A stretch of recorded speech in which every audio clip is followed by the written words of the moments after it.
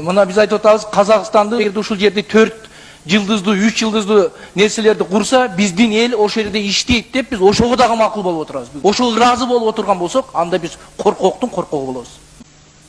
49 жылга берсек, бизде калат деп атасыз, урматтуу төрага. 49 жылга бергенден кийин, 49 жылга эмес, 9 жылга берсеңиз дагы кийин ала албайсыз бул нерсени. Мана Совет Абадты 25 жылга бергенбиз. Совет Абадты, мен ошол жерде жашаймын. Ошол жерде Карабагыш деген кыргыздын айылы калып кетти. Совет Абадка курулган зданиялар Кыргызстанга, мурдагы ошо Кыргызстанда турган 25 жылга берилгендигине, бүткөндүгүнө 20 жыл болду. Бир сотик эмес, 1 метр жерин бүгүнкү күндө ала албайбыз. Алганга күчүбүз жетпейт. Шахимарданды карап көрүңүз. Шахимардан кандай сонун жер. Мына туристический база кура турган жер. Шахимарданды бергенге канча жылга бергенин эч ким билбейт. Шахимардандын бир челегин азыр күндө ала албайбыз. А биз айтып атабыз, 49 жылга берели, 49 жыл биздики болот. Эч качан биздики болбойт. Сиз бир эле жылга бериңиз, бир жылдан кийин дагы биздики болбойт. Себеби биз күчсүз мамлекет болуп турабыз. А бай мамлекет бизди бүгүнкү күндө командовать этип атат. Биз ага өзүбүз уруксат берип, башыбызды ийкип отурабыз. Мына жөнөкөй эле мисал алып көрүңүз.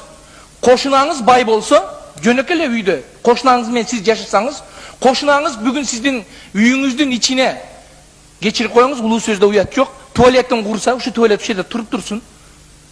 Жер сеники, туалет меники десе, биз макул болобузбу? Эч качан макул болбойбуз. А бүгүнкү күндө биз хоп, майлы деп көкрөбүздү коюп туруп, өткөрүп бергенге макул болуп отурабыз. Булга кол коюлган деп атабыз, урматтуу төрага. Кол коюлган деп атабыз, соглашение 2006-жылы. Кол коюлган же ошол жерде соглашение карасаңыз, өзгөрткөнгө уруксат деген жери бар, туурабы? Өзгөрткөнгө уруксат, мына өзгөртөйлү буну. Эгерде биз кол коюп койдук эле деп бар нерсени бере берсек, эртеге күнү бизди бир нерсени айтып коеюн. Мына жерде көлдүк депутаттар да отурасыздар, Жанкороз Каниметов аксакал болуп. Көлөне силерди кечирбейт. Көлөне кыргызды кечирбейт. Бүгүнкү күндө силер ушул нерсеге барып, ушул нерсеге макул боло турган болсоңуздар. Рахат эртеге чыгат Өзбекстан. Эмне үчүн Казакстанга бердиңер, бизге бербейсиңер деп. Уже чыктыбы? Мына чыкты бүгүн. Эртең аларга дагы беришибиз керек. Себеби Совет Абадты дагы бергенбиз, Шахимардан дагы бергенбиз. Эртең Рахатты беребиз, бүрсүгүнү Бишкектин ортосундагы жерлерди өткөрүп беребиз. 49 жылдан кийин биздин балдарыбыз бизге эмне деген көз караш менен карайт?